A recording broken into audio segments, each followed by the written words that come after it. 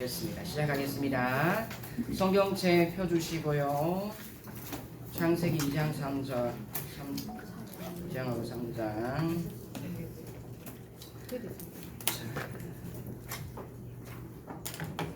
창조 32장 아담과 하와네요.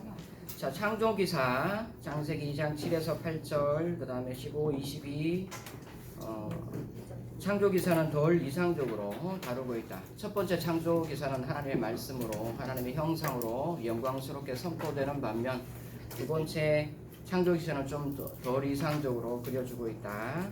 하나님은 아담을 흙에서 취하여 만들었고 그에게 에덴을 주소로 주셨다. 자, 에덴이라는 곳은 티크리스 유프라가테스 강의 발원지 북쪽 어딘가에 위치하고 실제로 존재했지만 사람들이 접근할 수 없었던 곳임을 암시하고 있다. 자, 에덴이란 말은 에덴 지금도 이제 터키 가면 아데나라는 지명이 있습니다. 에덴하고 똑같은 어근인데 희락 아니면 희열, 기쁨, 때로는 사람들이 행복 이런 식으로 다 표현을 합니다. 하여튼 기쁨과 관련돼 있습니다. 에덴이란 뜻에 맞게 그곳은 풍부하고 맛있는 과일이 있는 아름다운 낙원과 같은 곳이고 많은 금과 고귀한 돌들이 있다. 에덴의 이미지가 출애굽기 24장에서 40장까지 가면 예루살렘의 어떤 내장품이 됩니다. 예루살렘 성전에 사용했던 보석들이 에덴의 4대 강 중에 한 강이 있는데 여기 보면 비손이라는 강이 있고 금이 있는 하올라 온 땅에 둘렀고 그 땅은 금과 순금과 그곳은 베들리엄과 호마노도 있으며 라고 합니다. 그래서 그 성막을 보면 돌아온 에덴을 이야기를 한다. 그래서 성막에 보면은 이제 그룹들도 있고 그룹의 그림들이 있고 그 다음에 뭐가 있죠? 종려나무 그림도 있고 그렇죠. 그래서 옛날에 고대에 교회를 만들 때는 교회 건물을 정원처럼 만들었다. 실내가 있지만 고교에 가면은 이제 종려나무나 나무가 길게 올라간 가우디 건축하면 그래요. 나무가 나무 모양으로 돼 있고 아치 모양으로 돼 있고 그 안에 새도 있고 진층도 있고 막 그려놔요. 분수도 있고 분수가 이제 세례조로 사용되는 그런 거죠. 그래서 고대 건축에는 이제 교회는 돌아온 에덴이기 때문에 교회 건물을 그렇게 해 주었다. 자, 아담은 혼자였고 동물들 중에 어떤 반려자도 찾을 수 없었다. 하나님께서 잠든 사이에 아담의 갈비뼈로 하와를 만드셨고 인간의 반역 이후 하나님은 그 두 사람을 생명나무 실과를 먹어서 영원토록 하나님과 같이 되는 위험에 처하는 것을 두고 볼 수 없었기에 그들을 낙원 밖으로 몰아내셨다. 그룹들과 불칼을 두어 생명나무의 길을 지키셨다. 그리고 하나님은 그들로 하여금 그 기원이 되는 땅을 갈게 하셨다. 그들로 그들이 하나님에게 기원하는 호흡을 가지고 있지만 흙임을 알게 하셨다라고 이야기를 합니다. 자, 사람을 만드셨는데 어떻게 만드셨나 하면 흙에서 취하여 빚어진 인간, 즉 자기 주변의 세계처럼 같은 소재로 만들어져 있다. 그래서 인간은 특별한 소재로 만든 게 아니라 자기 주변에 있는 소재와 똑같이 만들었다. 보면 32페이지 위에서 네 번째 줄 하나님은 아담을 흙으로 만들었다 그러죠. 그죠? 그 하나님께서 땅의 흙으로라고 되어 있는데 땅이란 말이 성경에는 아다마도 있고 에레츠도 있고 또 다른 땅도 있을 수 있어요. 아다마 에레츠. 아다마에서 아담이 왔어요. 아다마는 뭐라 그러면 agriculture라고 하죠. 농업이라고 하죠. 농경지를 뜻하는 말입니다. 아담 특별히 땅이라고 번역되는 아다마란 말은 농경지를 뜻하는 말이고, 자, 땅의 흙으로 했다. 흙은 뭘까요? 농경지에 흙이 있어요. 무슨 흙일까요? 자갈입니까? 진흙이라고 생각이 되는데 그것은 우리말로 진흙이 될 수 있겠지만 이게 아파르란 말이에요.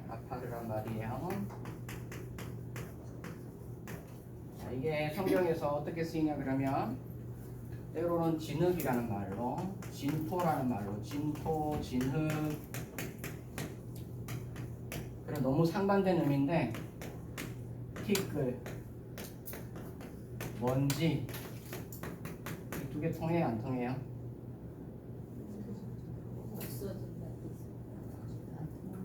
안 통. 이게 어떻게 이렇게 티끌은 어떻게 진흙이 나와? 이건 진흙, 진토 이런 건 다 우리 토양에서 생각해낸 번역이에요. 원래 뜻은 티끌이나 흙먼지를. 그러니까 땅의 토양 가운데 있는 사람이 땅의 그 농토 가운데 개간, 농토라는 것은 개간지입니다, 그지? 그죠? 어느 정도 개간할 수 있고 심을 수 있는 땅에 표토를 걷어서 사람을 만들었는데 그 표토라는 게 우리처럼 우리도 물이 부족한데 물 부족한데 그렇게 물 부족하지는 않고 농사짓기에 물이 많지 않는 나라에 그래서 이제 영농법이 있어야 농사짓는 나라고 하여튼 이렇게 진토가 되지 않아요. 거기에 뭐 메소포타미아나 팔레스타인 땅 가면 이게 바람이 세게 불면 날아갑니다. 이거 표토가 날아갈 수 있어요. 유실될 수 있는 그런 땅이에요. 그런 흙으로 사람을 만들었다라고 합니다. 이런 흙으로 만들었다는 것은 사람은 불면 날아갈 수 있는 존재, 기본적으로 소재가 그렇다. 그래서 이제 사람이 무엇인가에 대한 하나의 재료를 보면 잘 알 수 있겠고, 두 번째는 흙으로 빚어서 인간을 만들었다고 합니다. 이게 빚다, 흙으로 빚었다라고 하는데 빚었다 우리 뭐 생각해요? 진흙에 흙칼 가지고 쑥쑥쑥쑥 이거 이렇게 생각하죠, 그죠? 물론 그런 기법도 있습니다. 그런 기법도 있는데 빚다란 말, 자 야짜르란 말이에요. 야차르 또는 야차르인데, 자 요거를 히브리어에서 동사에서 분사를 만들면 전문 직업명이 되거든요. 이거 여러분이 아주 좋아하는 겁니다. 이렇게 읽으면 요제르가 돼요. 요제르가 되는데, 요제르는 뭐냐 그러면 옹기장이, 토기장이, 정확히 말하면 도공입니다. 우리 불가마에서 도자기를 구워내는 도공이에요. 거기에는 이제 불가마 같은 시설이 있기도 하고 어떨 때는 그냥 햇볕에 말리기도 해요. 그리고 불에 굽기도 하고. 그래서 이게 도공이라는 것은 당시 많은 사람들이 도자기를 만들 때 손으로 이렇게 이렇게 만들면 초창기 도자기는 되겠죠. 구석기 시대 정도. 근데 어느 정도 생각을 해보면 대부분이 요제르란 직업이 등장을 하면 물레를 사용해요. 그래서 진흙을 땅에 흙을 해서 물로 우겨서 진흙으로 만든 도공이라고 생각을 하면 됩니다. 그래서 우리가 어떤 진흙판 위에, 원판 위에 사람을 올려서 빚고 만들어서 모양을 내었다라고 생각을 하면 됩니다. 그래서 자, 흙에서 빚어진 인간, 즉 자기 주변 세계와 같은 소재로 만들어졌다. 사람의 빚어짐이라는 것인데, 사람의 빚어짐은 바람이 흙에 쓸려가듯이 사람은 죽을 수밖에 없는 존재라는 것을 함축하고 있다. 그래서 스스로 신이 아니며 한계가 있다. 그래서 인간의 저주를 받고 어떻게 되죠? 그 근원이 되는 땅을 갈게 하셨어요. 너는 흙임을 알아라, 이런 거죠. 그래서 스스로 자기 본주를 알고 자기를 알면은 지혜를 얻게 되죠. 반드시 그 형별 자체가 저주라고 하지만 저주는 또 다른 은혜거든요. 가끔씩 보면 인간에게는. 여하튼 저주의 뜻이 무엇일까? 조금 이따 나옵니다. 자, 스스로 신이 아니며 한계가 있다. 3장 19절 너는 흙이니 아파르라고 하죠. 그래서 저는 이 단어를 성경에 티끌이라고 하기도 하고 진토라고 하기도 하고 하지만 가장 근접한 단어는 흙은 흙인데 먼지로 번역할 수 있는 흙먼지다. 흙먼지. 좀 더 적합한 우리 개념의 단어가 있으면 좋겠어요. 하여튼 흙을 포함하는 어떤 단어를 합성하다 보니 저는 그렇다고 생각합니다. 모든 인간은 흙이다. 그래서 흙에서 왔고 흙으로 돌아간다. 동물도 흙으로 만들었죠, 그죠? 2장에 보면은 2장 19절 보면 여호와 하나님이 흙으로 각종 들짐승과 공중의 각종 새를 지으시고 아담이 무엇이라고 부르나 보시려고 그것들을 그에게로 이끌어 가시니 아담이 각 생물을 부르는 것이 곧 그 이름이었다. 이렇게 되어 있습니다. 그래서 동물하고 사람은 태어난 생일이 똑같다. 그리고 만들어진 재료도 똑같다. 그래서 인간은 만물의 영장이라고 하긴 하지만 뭐예요? 동물 중에 동물이에요. 여러분 정말 이런 말하기 그렇지만 우리는 굉장히 인간이 굉장히 위대하다고 생각. 물론 위대합니다. 하나님의 형상으로 만들어졌고 이제 시편 9편에 보면은 사람이 무엇이간데 주께서 저를 생각하시며 피조물 중에 하나인데 하나님이 사람과 컨택을 하고 사람을 관심을 가져줘야 사람이 되는 거지 가만히 놔두면 사람이 안 돼요. 만물 중에 가장 약한 게 사람입니다. 사실은 그런 이야기 안 했습니까? 만약 인간이 그치 제가 만약에 사람인데 저는 10km 밖에 있는 소리 못 듣거든요. 코끼리 그래 커도 걔들은 저 같은 음성으로 통하지 않아요. 저주파 탐지합니다. 발로 소통해요.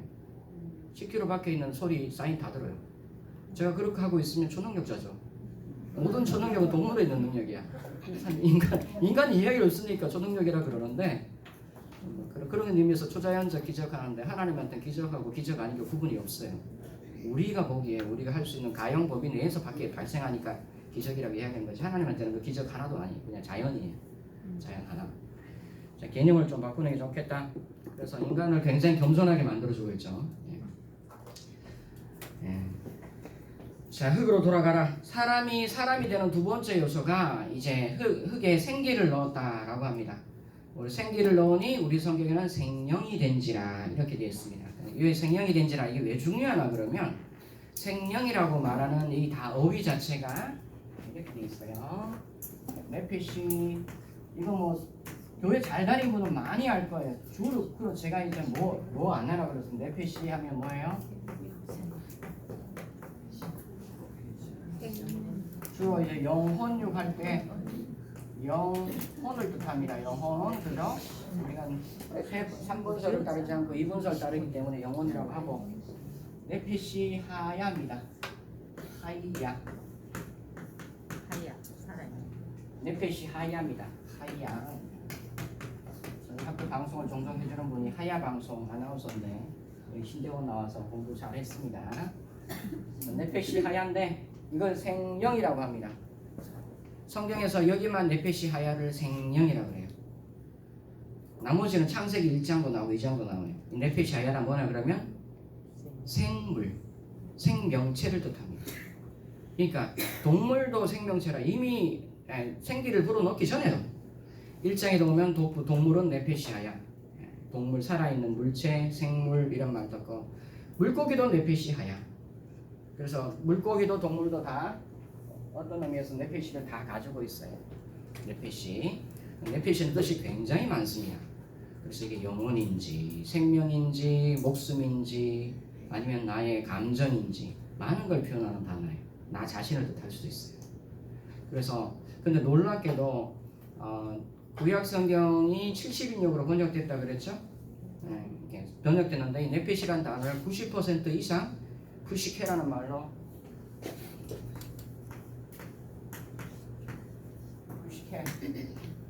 영혼이라면 헬라어 영혼이라는 개념으로 90% 이상 번역이 났습니다. 그러면 헬라 독자들은 이거 뭐로 생각한다? 네피시 하야를 생명으로 생각하지 않고 영혼 있는 뭔가로 생각한다. 그래서 생명이 된 거예요. 그럼 틀렸어요? 아니, 틀린 게 아니라 70인경의 역자들은 이제 주전 세계에 살고 있던 알렉산드리아 유대인들이었습니다. 그 유대인들의 독법에 따르면 이게 네페시 하야가 생명처럼 살아있는 영혼처럼 받아들일 수가 있다라는 겁니다. 그래서 어떤 독법이 더 맞다 이전에 우리는 옳고 그름을 따르기 전에 이미 그러한 독법이 있었고 그것을 우리 성경이나 성경으로 가지고 있다라고 생각을 해야 돼요. 그래서 구약 성경에 대한 또 다른 독법이 70인경에 있고 우리 이렇게 기독교회는 마틴 루터로 통해서 구약은 마소라, 신약은 70인경으로 구약은 마소라, 마소라로 돌아가자 이런 이야기를 해서 마소라 성경이 있지만 사실 기독교권에는 성경이 두 권이 있다라고 생각하는 게 좋습니다. 그래서 이 70인경이 절대적으로 기독교에서 많이 사용하는 성경이었어요. 70인경도 구약을 번역한 거지만 번역이 아니라 번역하면서 이미 다 해석을 했어요. 해석을 안 할 수가 없어요. 왜냐하면 왜냐하면 시대가 지나면 언어의 뜻이 달라지고 변화를 잊어버려요. 반드시 번역을 해야 됩니다. 그 시대가 이해하는 언어로. 혹시 그런 이야기 들어봤습니까? 보라 세상 죄를 지려고 하는 하나님의 어린 양이로다. 이걸 어떤 아프리카 부족에 갔더니만 양이란 말이 상당히 부정한 건물이에요. 그래서 양으로 번역하면 이게 사람들이 받아들이기 힘들고 오히려 외면할 우려가 있어요. 보라 세상 죄를 지게 가는 하나님의 돼지로다. 우리 말은 안 되는 이야기죠. 성부장이 그렇게 해서 부족이 구원받았어. 그 이후에 양이다. 팔레스타인 왕께서 어떻게 해라 이렇게 이야기해 주는 거죠. 기독교는 번역함으로 통해서 발전하는 동기는 종교였어요. 반면 이제 꾸란 같은 경우 번역을 안 해요. 지금도 알아버리죠. 자기도 무슨 뜻인지 몰라. 아무도 꾸란은 번역하면 곧바로 이제 뜻이 왜곡된다 해서 번역하지 않아요. 번역하면 교집합이 생기고 다른 게 생긴다. 무슨 이야기를 하냐면 앞으로 이런 현상이 많이 일어납니다. 구약 성경 내에서는. 그리고 신약 성경이 구약 성경을 인용했을 때 어떻게 인용했는가에 대한 것도 이제 생각을 해봐야 되고 그렇습니다. 여하튼 우리는 이제 M 텍스트 마소라 구약 본문 원문에 따라 마틴 루터의 가르침에 따라 돌아갑니다. 그러면 사람이 생기라고 하는데 생기를 불어넣는데 생기가 이제 느샤마라는 건데 있는데 느샤마라는 말이 성경에서 많이 사용되지 않습니다. 원래 생기나 공기를 뜻하는 말이 루아크란 말이에요. 루아크란 말인데 이거는 주로 이제 70인에서 번할 때 영일입니다. 영 아니면 바람도 되고 공기도 되고 이게 루아크입니다. 루아크인데 창세기 1장에는 루아크가 이제 생명 창조에 강력하지만 창세기 2장에는 느샤마라는 것이 루아크가 아니라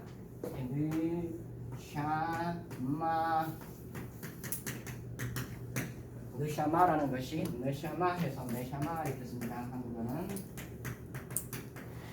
루아크의 한 종류가 네샤마다. 좀 더 전문 용어를 사용합니다. 왜? 지금 만드는 것 자체가 당시에는 그냥 말씀으로 창조한 이장 보니까 어떻게 해요? 굉장히 정교한 수작업으로 공들어서 작품 만들듯이 사람을 만들어요. 동물도 마찬가지겠지만 사람에 대한 묘사는 굉장히 각별합니다. 그래서 이 전문 용어인 느샤마라는 게 들어갑니다. 똑같은 공기입니다. 생기라고 이야기하는데 생명의 기운을 불어넣어요. 그래서 사람이 됩니다. 그래서 자 다시 32페이지로 오면 사람이 되려면 두 번째 요소가 필요하다. 하나님은 그 후에 생기를 불어넣으시니 생명이 되었다라고 합니다. 이것은 영이신 하나님께서 자기 부조밀인 인간 속으로 들어가시는 것을 뜻한다. 그래서 피조계 중 인간이란 존재는 하나님이 우리 속에 들어와 있죠. 호흡으로. 그래서 하늘과 땅이 맞닿아 있다. 인간이란 존재 내에서는 하늘과 땅이 맞닿아 있는 굉장히 위대한 존재이다. 신비한 존재이다. 신기하죠. 피조물 중에 가장 막내이고 가장 연약할 수 있는 인간에게 하나님이 소통할 수 있는 수단을 줬어요. 이렇게. 하나님의 숨결로 무장된 사람은 하나님께 반할 자유의지가 있다.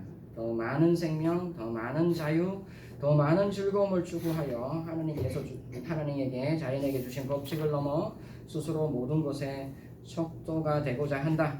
뱀의 유혹을 받죠. 선과 악을 아는 일에 하나님과 같이 되리라. 그래서 심지어 본질적으로 존재적으로 하나님하고 다른데 하나님과 또 동등될 수 있다라는 사단의 유혹을 받아도 인간이 그만큼 자유가 있는 거예요. 굉장히 자아상이 긍정적이에요. 난 뭐든 할 수 있어. 죄란 무엇인가? 자기 자유의 무한 확대입니다. 자기 자유에 남용하는 것이 죄예요. 욕심이랑 똑같죠. 인간 자유의 남용이고 확대입니다.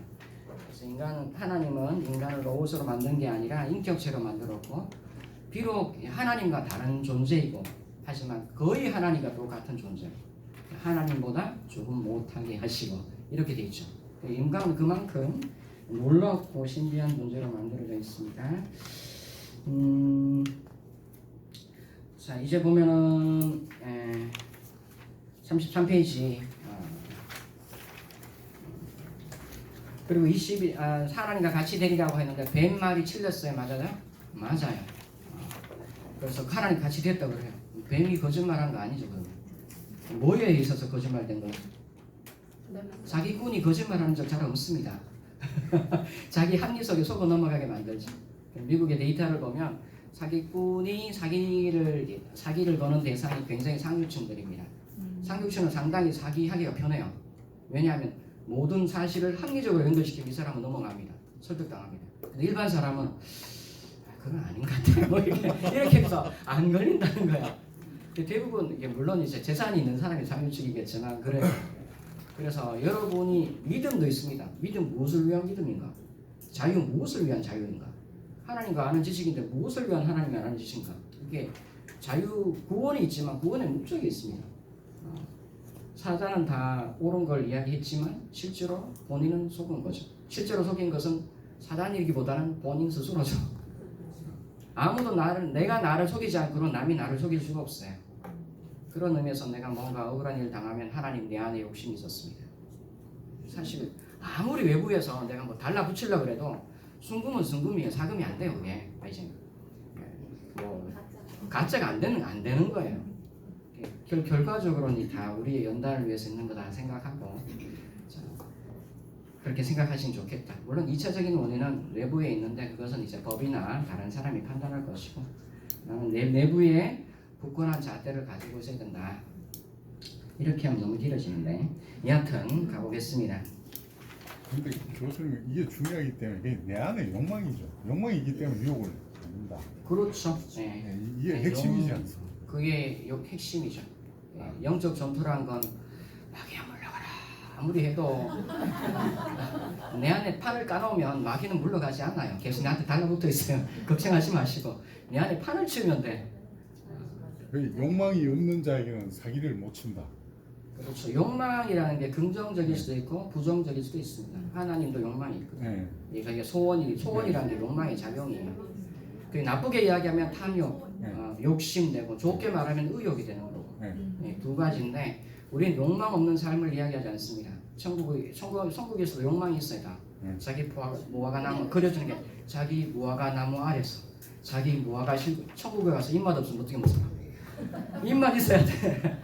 그리고 땅에서 즐길 줄 모르는 사람도 천국 가서 즐길지도 모를 거야 아마 그럴 수 있어요. 예. 자기 삶에 대해서 잘 가꿀 수 있어야 돼요. 우리가 아는 천국이라는 것은 그냥 무미건조한 영들이 존재하는 뭐저 호크워드에 어떤 유령들이 돌아다니는 그런 곳이 아니라 굉장히 이제 감각적인 곳이 천국이에요. 우리는 너무 이제 동양 문화의 세례를 받아서 그 토양 위에서 복음을 받아들였기 때문에 순수한 건 좋은데 성경의 진리의 전부가 아니라 일부를 알고 기뻐하고 있다. 굉장히 좋은 표현이죠, 그죠? 전체를 보지 않는데 일부를 알아도 이렇게 예수 잘 믿고 복음화되고 얼마나 좋아요. 이런 백성을 원하신다. 그래서 여러분 잘 배워서 사역하시고 복음 전하시고 하면 좋겠다. 가끔 부족한 해석 때로는 오속도 은혜가 됩니다. 이렇게. 자, 33페이지. 이스라엘은 가나안 땅을 취하여 그곳에 거주하였다. 이제 뱀에 대한 유혹입니다. 자, 뱀이라는 모티브가 성경에서 용, 사탄 이렇게 나중에 이렇게 전용돼요. 상징적으로. 하지만 창세기 2장에서 뱀이 그럴 수 있을까라는 것은 또 다른 질문입니다. 이것을 뱀에 관련된 이미지를 수용하고 다시 읽기 하면서 생겨나는 의미적 추가입니다. 일반적으로 뱀이라는 것은 나쁜 것으로 묘사되지 않습니다. 좋은 뱀도 있고 나쁜 뱀도 있어요. 이집트에 가도 그래요. 좋은 뱀도 있고 나쁜 뱀도 있고. 그리고 여러분 캄보디아 가봤습니까? 타일랜드 가봤습니까? 가면 뱀을 나쁘게 생각하지 않아요. 뱀거 있고 두더지가 있어야 땅이 비옥해져요. 그리고 뱀이 허물을 벗잖아요. 모든 시대에. 그래서 뱀은 이제 재생, 젊어짐 이런 것을 뜻하는 그 어떤 것이고 큰 뱀도 함부로 잡지 않아요. 굉장히 영물처럼 생각해서 사람들이 이제 풀어주려고 노력하고 사실 뱀 사람 잡아먹는다 그래서 좀 가끔 있어요. 원숭이로 착각해서. 그래서 동물이 보면 사람보다 무서운 동물이 없어요. 하루 세 끼를 평생 먹어. 아니 사자 호랑이 한 달에 한 끼 먹으면 돼요. 늘 포식하는 거 아니에요. 한번 딱 잡아먹고 배부르면 절대 남은 거 안 건드려. 우리는 배불러도 남이 더 먹고 남이 저거 먹는데 나 더 먹고 쌓아놓고 먹고 냉동시키고. 네. 인간이 그래요. 욕망적 존재입니다. 여하튼 하여튼 그렇습니다. 여하튼 뱀이라는 동물 자체가 그렇게 나쁜 이미지로 표현되지만은 않아요. 자, 이스라엘은 가나안 땅에 거하면서 가나안 땅을 취하여 그곳에 거주하였습니다. 가나안은 이스라엘을 효노케 하는 제이들이 있었다. 뱀과 관련된 숭배죠. 가나안 제이는 나하시라고 하는데 뱀을 신성한 동물로 직립하여 서 있는 것으로 묘사된다. 뱀은 풍요와 생명을 뜻한다. 그래서 가나안 모든 제이는 인간의 기본입니다. 왜? 인간은 풍요하고 번영하고 싶어요. 그리고 우리가 세상 살아가는 게 불화하고 자연환경이 늘 일정하지 않기 때문에 인간에게는 뭔가 도움이 필요해요. 그것을 너무나 잘 이용하는 것이 가나안의 종교였다.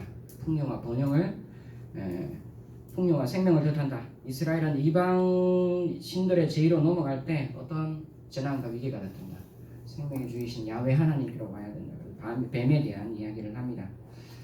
그래서 이제 이 장을 읽을 때 뱀을 숭배하는 어떤 관습에 대한 비판이라고 생각을 하고 있어요. 많은 경우 고대 시대로 돌아가면 그렇습니다. 제가 이렇게 얘기하면 구속사적으로 뱀은 사탄이고 나중에 예수님께서 요한계시록에서 하늘에서 이제 음료 같은 이 뱀을 없애야 됩니다. 이렇게 해야 굉장히 아멘 나오는데 전혀 은혜가 안 되는 이런 해설을 하니까 상당히 미안합니다. 그래서 성경 본문 내에 성경이 뭐를 말하고 있는지 먼저 이해하고 그거를 단문 본문과 연결시켜서 해석을 해야 올바른 그 순서에 맞는 해석이 돼요. 근데 내가 가지고 있는 해석의 틀을 성경에 집어넣으면 성경은 말하지 않습니다. 내가 원하는 것만 말할 겁니다. 집어넣은 것만. 그래서 성경을 읽으려면 상당한 겸손이 필요하다. 내가 알고 있는 모든 것은 모른다고 취급을 하고 처음부터 끝까지 하나부터 열까지 싹 다 찾아봐야 된다. 라고 이야기를 해볼 수가 있어요. 물론 이건 상당한 과장법입니다. 네. 성경만이 유일한 교과서다 참 좋은 말입니다. 그런데 개인 경건에서는 충분히 예수 믿고 성령과 함께 동행할 수 있지만 해석자 입장에서는 죽어서 천국 가면 그 얘기 할 수 있습니다. 우리는 다 알지 못해요. 그래서 부지런해 하나님 앞에 경건한 해석자로서 부지런하다는 겸손하다는 말은 자신의 자신됨을 알고 부지런히 읽어야 된다. 다른 도리가 없습니다. 여러분 신학교에서는 가장 기본적인 것을 소양을 갖추고 이제 졸업을 하게 됩니다. 33페이지 하나님은 남자의 한 갈비를 취하여서 그것을 여자로 만드셨고 잠에서 깨어난 아담은 이는 내 뼈 중에 뼈요 살 중에 살이라 즉각적으로 자기에게 나왔음을 알게 한다. 그래서 여자에게서 갈비를 취했다. 이것도 갈비도 하나의 번역어 중에 하나인데 사람의 인체 중에 측면이니까 갈비라고 생각을 합니다. 갈비가 아니라고 이야기하는 유대 해석도 있어요. 그래서 일단 갈비라고 생각을 하고 사람이 한 측면이라고 생각을 하면 됩니다. 깨어난 아담은 이는 내 뼈 중에 뼈 살 중에 살이라. 이게 뭐죠? 너 뼈에 내 살이다 라고 하는 것은 친족을 뜻하는 말입니다. 친족을 뜻하는. 그리고 이제 나라와 나라 사이의 친족이라 라고 말하는 건 동맹관계를 이야기를 합니다. 아합 임금이 한때 아람 사람을 쳐붙여서 아람 사람하고 전쟁을 했다가 아람 임금이 이제 모두 잃고 이제 여호와의 신은 산지 신이라 우리가 평지에서 싸우면 이기리라 했는데 결국 23장 24장이니까 열왕기상 거기 가면 평지에 싸우는데 결국 지잖아요. 그래서 하나님의 사람이 이스라엘 귀족의 자제들을 먼저 앞세우고 돌격하게 하라. 그럼 이기게 될 것이다 라고 했는데 그 돌격해서 이겼어요. 나중에 밀려가지고 아벡의 성에 딱 갇히니까 그 아람 왕이 이렇게 얘기하죠. 이스라엘의 임금들은 인자하고 자비한 임금이라. 우리가 당장 베옷을 입고 우리가 자비를 구하면 살아나리라. 그래서 긍휼과 자비를 구하여. 그랬더니 아합이 보자로 딱 붙잡고 너는 내 형제라, 내 고륙지친이라 이런 말을 합니다. 무슨 말일까요? 원래 아람 족속하고 이스라엘하고 혈통은 같아요. 그절로 올라가면 북서셈인데 하지만 이제 국가가 언약 관계를 뜻하는 용어, 동맹 관계를 뜻하는 용어가 그런 용어다. 그래서 내 뼈 중에 뼈요 살 중에 상이라는 것은 자기 본질과 같다는 말도 되지만 결혼의 계약 관계를 암시하는 그 어떤 것이다라고 생각을 해보면 되겠습니다. 즉각적으로 자기에게서 나왔음을 알아차립니다. 그리고 그 이름을 남자와 대등한 상대 개념으로 여자라고 부릅니다. 남자와 여자는 존재적으로 동등합니다. 당시 고대 오리엔트 세계상 작은 혁명과 같은 개념이다. 굉장히 혁명이야. 남자와 여자가 같다? 굉장히 혁명이다. 자 보면은 자 2장에 보면 아담이라고 생각하는데 이 아담이라는 개념이 제가 이야기했습니다. 아담이 고유명사도 있고 번역하면 인간이라고 번역이 될 수도 있어요. 아담이 고유명사가 될 때도 있고 인간이 될 때도 있어요. 자 아담이 있다가 아담의 갈비뼈로 여자를 만들었죠, 그죠? 그리고 뭐가 나오냐 하면 무슨 단어가 하면 이 샤가 나오고 이 시가 나옵니다. 요즘 뭐 이 시와 이 시와 노래 잘 부르고 있는데 자 이게 남자와 여자입니다. 결혼각에서는 남편하고 여편 아니고 아내고 남자는 부편 남편 이렇게 모르겠어요. 남편하고 아내고 이렇게 돼요. 그 전까지는 뭐만 존재했어요? 아담만 존재했어요. 아담만 존재했어요. 아담이라는 게 정관사가 붙으면 인간, 정관사가 없으면 고유명사. 그래서 여기서는 이 장의 대부분의 경우를 보면 이제 아담의 쓰임새가 여러 가지로 바뀌는데 첫 번째는 그냥 인간이었다가 나중 되면 고유명사가 나와요. 그래서 남자가 남자 되는 것은 아담에서 여자가 나오고 남자가 돼요. 성의 분화를 보면 여성이 먼저 만들고 남성이 만들어져요. 이 장에서는. 근데 우리 갑자기 이상한 이야기죠. 자 이렇게 하면 또 이제 다른 이야기를 또 해야 돼. 성경을 가만히 보면 이렇다니까요. 왜? 아담이 이제 자고 일어났어. 이렇게 내 뼈 중에 뼈, 살 중에 살이야. 이게 남자에게서 나왔으니 여자라고 하리라. 이렇게 되잖아요, 그죠? 이게 여자가 나오고부터 남자가 된 거예요, 독립적으로. 무슨 말인지 이해됐어요? 네. 그러면 이제 뭐 바울의 아담 기독론이라는데 그 아담 기독론은 왜 그러냐? 라는 것은 바울의 기독론 자체가 70인정을 바탕으로 해서 기독론을 펼쳤고 두 번째 이유 중에 하나는 당시의 유대 랍비들의 보면 이제 갈라디아서도 그래요. 자, 하갈은 비언약의 소생이고 그다음 누구죠? 사라에서 난 사람은 은혜의 언약의 소생이다 이렇게 이야기하잖아요. 그죠? 그래서 그것을 하나의 전형화해서 그 뭐라 그러죠? 이거를 알레고리화한다 그래요. 하나는 이거는 뭐의 대표, 이거는 뭐의 대표 해서 빗대어서 결과론적으로 해석적으로 맞물리게 만드는 방법이에요. 그래서 모든 하갈이 나쁘다 이런 식으로 성경은 이야기하지 않거든요. 단지 그 특정 상황에서 비유의 소재로서 이게 더 나은 것이다라고 이야기하는 거예요. 근데 요거를 처음부터 다 적용시키면 될까 안 될까요? 근데 창세기에는 선택사상 자체가 나오지가 않아요. 물론 부르셨다는 말을 선택이라고 하지만 선택자와 비택자라는 도식 자체를 창세기부터 집어넣어서 읽어도 돼요. 왜? 우리는 이미 신약에 택함받은 사람들이기 때문에 그렇게 읽어도 돼요. 설교도 다 그렇게 되는 거예요. 왜? 사실 이게 어떻게 오늘날 우리 교회에 주신 말씀이 나한테 말씀이에요. 성경 만들어졌을 때 했던 첫 번째 독자가 있고 첫 번째 수신자가 있는데 그런 해석적인 적용이 없으면 복음이 전파되지도 아니하고 그래서 성경이 주어진 목적도 우리의 상황을 해석하고 생명의 길을 찾으라고 준 거예요. 하지만 성경 본래의 메시지를 주려면 성경 이외의 해석의 범주를 가져오면 안 된다. 성경 내에서만 해석의 단서를 찾고 읽어가야 된다. 이런 거예요. 그래서 여기 보면 여자가 만들어지고 여성이 만들어지고 남성이 만들어져요. 성경의 내용 자체가 그렇다는 것을 보고 여자는 돕는 배필이라는 말 돕는다 이야기 안 했나? 좀 이까지 나왔으니까 이건 좀 디테일하게 하고 넘어가겠습니다. 자, 돕는 배필이라고 하는데 돕다는 말을 성경에서 에베네셀할 때 뭐라 그러죠? 에젤입니다, 그죠? 자, 에젤. 자, 우리 개념에서 돕는다는 것은 좀 도와주세요. 라고 하면 내가 주된 일을 하고 누가 해주죠? 다른 분이 나를 도와주는 보조적인 활동을 뜻합니다. 근데 성경의 개념에서 돕다는 개념은 전혀 다른 개념이에요. 자, 하나님의 그 별칭 중에 하나가 도우시는 하나님이세요. 도우시는. 돕다는 말은 하나님에게 적용되는 말이고 히브리서 1장 보면 구원받을 우리를 위해서 더 우리보다 나은 존재인 천사를 도움의 성격을 주셨어요. 천국 갈 때까지. 그 돕다는 말이 더 약하다는 말이 아니라 성경에서는 굉장히 큰 의미를 가지고 있습니다. 오히려 하나님의 신성을 이야기할 때 한 돕는 분이라는 속성을 우리가 돕는 분이라고 하고 더 힘 있는 존재가 더 약한 존재를 돕게 돼 있어요. 그래서 하나님께서 도우시러 오시잖아요. 더 강하신 분이 오는 거예요, 사실은. 근데 도움받는 대상의 주체성을 인정합니다. 그래서 돕는 배필이란 말이 돕다는 말이 결코 여자가 남자보다 하위의 존재라고 말하는 것도 아니고 다만 남성이 대표성일 뿐이야. 그런 걸 인정을 해줘야 돼요. 두 번째는 돕는다는 말을 돕는 배필이란데 배필 돕는 실제 성경에는 돕는 배필이란 말을 쓰지 않고 배필이라고 하는데 돕는 배필이란 말이 아니보다는 돕는 배필이 아니라 도움 그와 동일한 해석. 그와 동일한 성경이 이렇게 됐어요.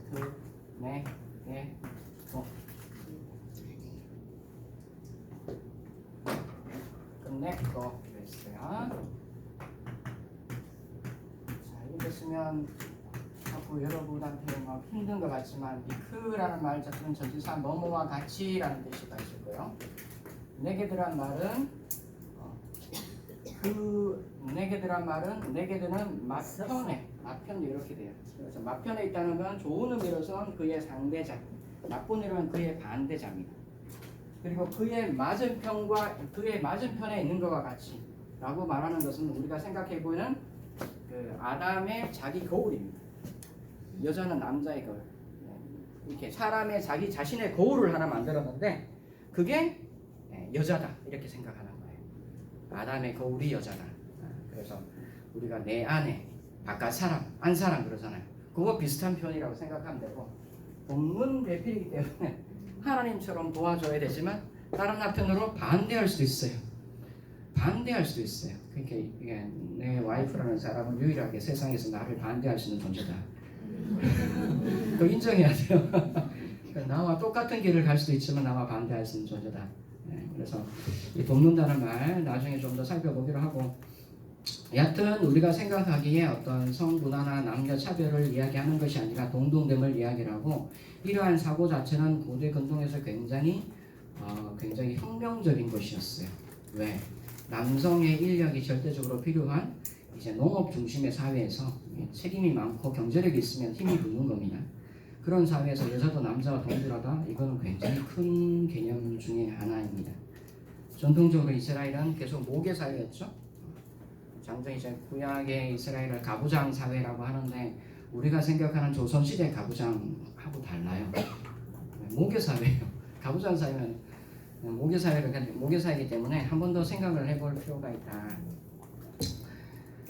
자, 그 다음에 간교한 뱀이라는 것을 간교하다는 말 때 아룸이라 말하는데 여기서만 간교한 나쁜 수로 쓰이고 잠언이나 시편에서는 영리한, 영특한 해서 지혜의 개념 중에 하나가 이 아룸이라는 개념입니다. 자, 간교한 뱀이 아담에게 지식의 나무, 선과 악을 알게 하는 나무로 자극했고 아담은 진실로 위장된 의욕, 고난 강화, 자기의 고난을 확대하라, 영향력 있는 사람이 되라 이렇게 이야기한 거예요. 나쁜 의미에서 고난 강화에 넘어간 이후에 아롬이란 말입니다. 아롬이란 말은 발가벗음 뜻한 말입니다. 그래서 간교한 뱀이 아롬하게 만들었어요. 자, 그 다음에 3장 14절 15절 보면 뱀에게 내린 징벌이 있는데 종신토록 기어다니게 하고 여자와 원수가 되게 했다. 땅의 흙을 먹는다 이런 얘기 나오고 3장 16절에 여자에게 내린 징벌을 보면 산고와 남편을 취한 3장 16절 한번 보세요. 누가 한번 읽어주시겠습니까? 또 여자에게 이르시되 내가 내게 임신하는 고통을 크게 더하리니 네가 수고하는 자식을 낳을 것이며 너는 남편을 원하고 남편은 너를 다스릴 것이니라 하시고. 네, 임신한 고통을 크게 더하고. 자, 그럼 크게 더한다는 말은 고통이 있었단 말이 없단 말이에요? 있었단 말이에요. 네, 그래서 사람이 고통을 느낀다는 것은 정상적인 작용입니다. 지극히 자기가 위험하고 안 됐다는 신호입니다. 그래서 에덴 동산에서 고통도 없다라는 말 자체는 그 고통이란 말은 천국은 고통이 없다는 말 자체는 다른 의미입니다. 우리가 생각하는 의미하고는 좀 달라요. 그 고통이란 것은 어떤 불합리나 불이나 아니면 악으로 인한 고통이지 인간 자체가 가지고 있는 고통의 감각은 아니에요. 그래서 여자는 원래 남성, 여성 만들기 때문에 아이 낳아야 돼요. 낳을 때는 약간의 고통이 따른다. 근데 크게 더한다라고 해요. 그래서 그게 여자에게 가해진 것이고 그 다음 뭐가 나오죠? 너는 남편은 너를 다스리게. 그래서 평등 관계가 깨어져서 서로가 이제 내 말 들어야 돼. 서로가 내 말 들어야 돼. 이렇게 하는 관계가 됐다는 거예요. 집안에 이제 머리 다툼이 시작되는 거다라고 생각하면 됩니다. 자, 그 다음에 3장 17절 이하에 아담에게 내린 징벌은 땀 흘려 일을 하는 거였어요. 에덴 동산의 아담의 첫 번째 직업은 정원사. 두 번째는 동물 관리 사육사. 사육까지는 아니에요. 하나님 키우시는데 자기가 단지 이렇게 칠 뿐이지. 그 다음에는 농부. 이렇게 직업 분화가 계속 일어나고 있어요. 자, 보면 근데 에덴에서의 모든 일이라는 거는 이제 본인에게 즐거움과 기쁨과 경의를 불러일으키는 일이었어요. 근데 아담은 이제 뭐를 위해서 일해야 되죠? 땀을 흘려야 먹을 것으로 돼요. 원래 먹을 것 걱정 없이 일하는 사람이었는데 땀 흘려야 먹을 것을 얻는, 그래서 생존을 위해서 일하는 사람이 되는 것이죠. 이전까지는 하나님의 은혜로 살아가고 또한 자기 일하는 것은 하나님의 은혜에 대한 감사의 행위였지 생존을 위한 일이 아니었어요. 그래서 인간 자체가 생존을 위한 일하는 존재로 되었다. 그래서 구속받은 인간은 어떻게 되겠죠? 먹고 살려고 일하면 안 된다. 하나님 영광을 위해서 해야 되고, 하나님 영광을 위해서 일하기 사는 것은 나를 부르신 뜻에 따라 살아가는 것이다. 이게 구속받은 인간의 모습이에요. 늘 세상에 살다 보니 다른 것에 계속 세뇌당하고 이제 문화화되는 것이 그리스도인의 모습이 아닌가 좀 안타까움이 있습니다. 자, 정상적으로 땅이 엉겅기와 가시를 낸다. 정상적으로 자연력이 사용되지 않고 인간에게 저항한다. 인간이 하나님께 저항하니까 땅도 다스림 받던 땅도 하나님께 저항한다. 가끔씩 여러분과 함께 있는 이제 조직 사회에 있다 보니까 지위 아래에 있는 사람이 자꾸 나한테 이제 반대를 하거나 이런 경우가 있거나, 반대까지는 괜찮은데 다른 의견 줄 수 있어요. 너무 이렇게 나를 침해하거나 이렇게 한다. 가시처럼 대한다. 종등나는 하나님 앞에 가시처럼 안 대하는 거 한번 생각해 보세요. 그래서 인간이 하나님께 가시처럼 대하니까 식물이 인간한테 가시처럼 대해요. 이게 하나님과의 관계가 단절되면 자연계와의 관계가 단절되고, 동물계와 관계가 단절되고, 인간의 모든 노동관계도 단절되고, 기본적으로 그렇습니다. 3장 20절을 아담이 여자를 하와라고 이제 명명을 한다. 하와라는 뜻이 뭐였죠? 3장 20절에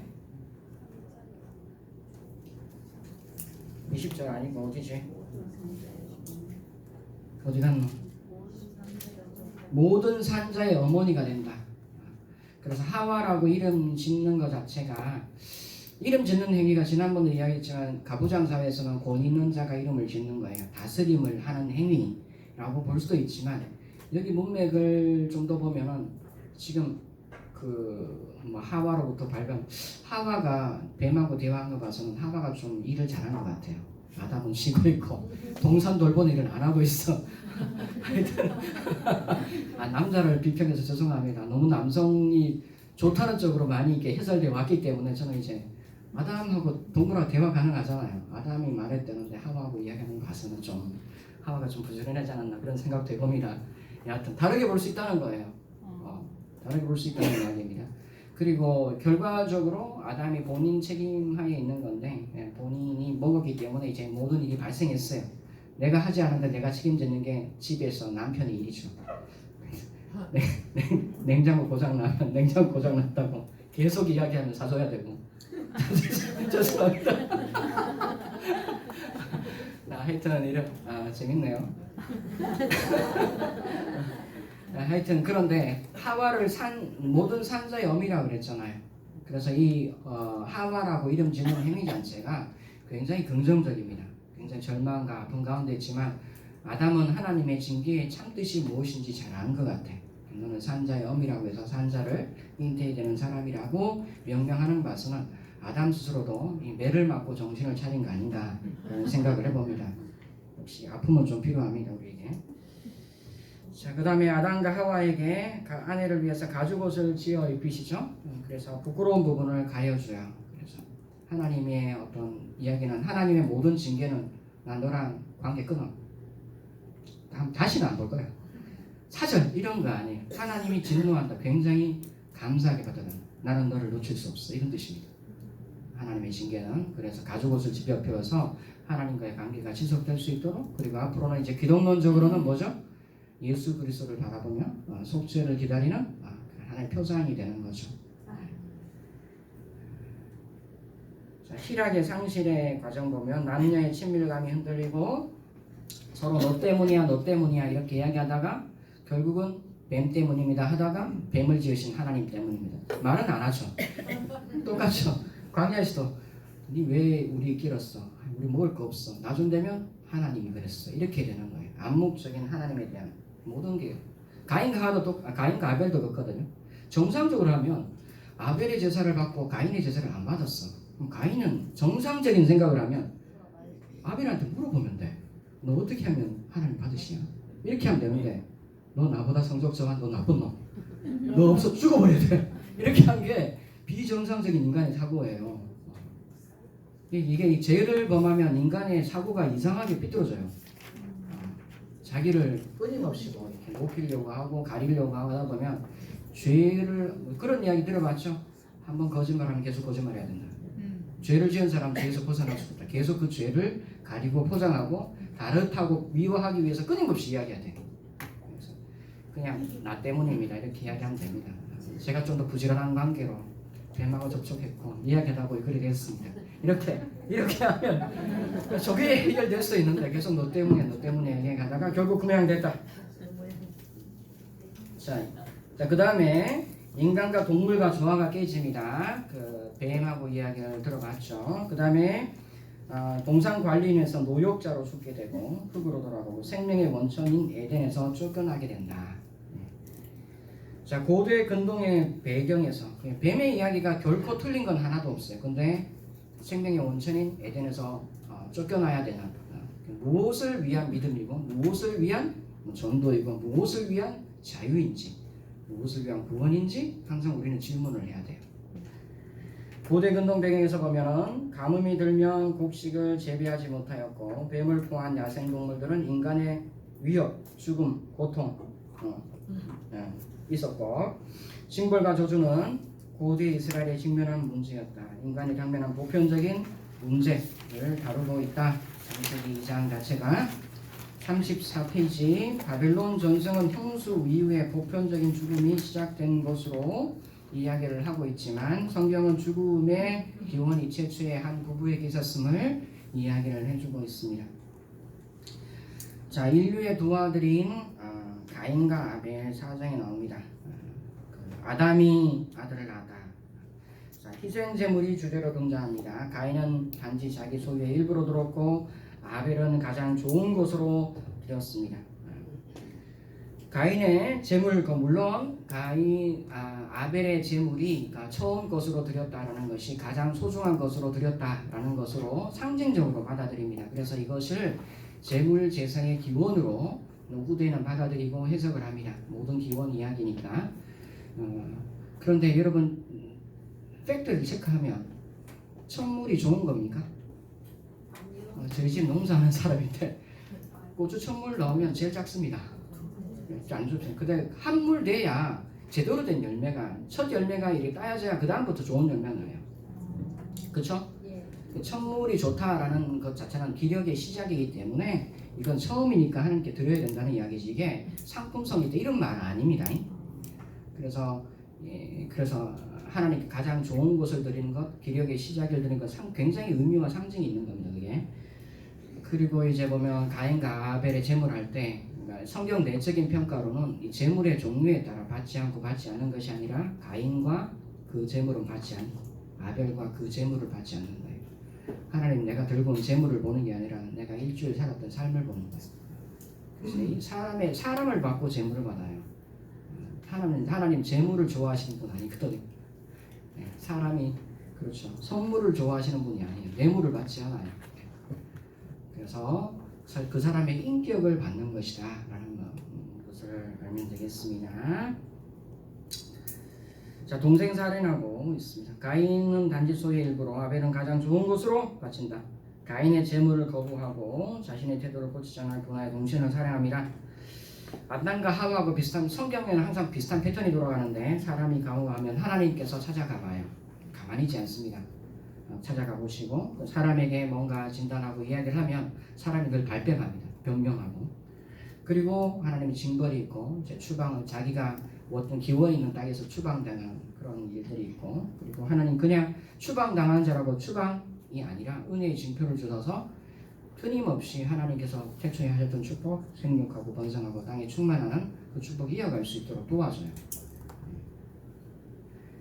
자, 하나님의 수사적 질문 보면 내가 어디 있느냐, 아이에카 3장 9절 하는데, 4장 8절에 보면 네아우 아벨이 어디 있니까 라고 하는데, 똑같은 공명하는 것이 있고, 두 번째 무책임과 무관심으로 응답합니다. 내가 네아우 시키는 자입니까? 라고 이야기하고, 3장 10절 보면 내가 숨었나이다 이렇게 이야기를 하죠.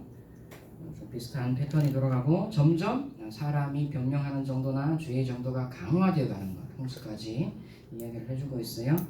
창세기 4장 16절 23절 보면 가인은 에덴 동쪽 노 땅에서 도시 문명의 선구자가 됩니다. 원래 노시라는 말이, 노드라는 말 자체가 유리하다, 방황하다, 정처 없이 다니다 이런 뜻이에요. 정처 없이 다니는 땅이라는 것은 원래 유랑 생활을 했다라고 생각을 해보면 되겠고, 유랑 생활을 하던 땅에서 도시를 건설했다라고 합니다. 도시 문명의 선구자가 되었고, 음악이 나오고 장인 기술이 나오고 이런 게 나옵니다. 죄 지은 인간이라고 해서 아무것도 못하는 게 아니에요. 다 이렇게 뭔가를 읽어가고 나름대로의 하나님 만들어주신 피조세계에서 공헌을 합니다. 그리고 그 노 땅에서 낳은 아들을 에녹이라고 하는데, 한옥이란 말입니다. 한옥, 우리나라 비슷하네. 한옥 건물이네. 한옥이란 말은 원래 봉헌하다 이런 뜻입니다.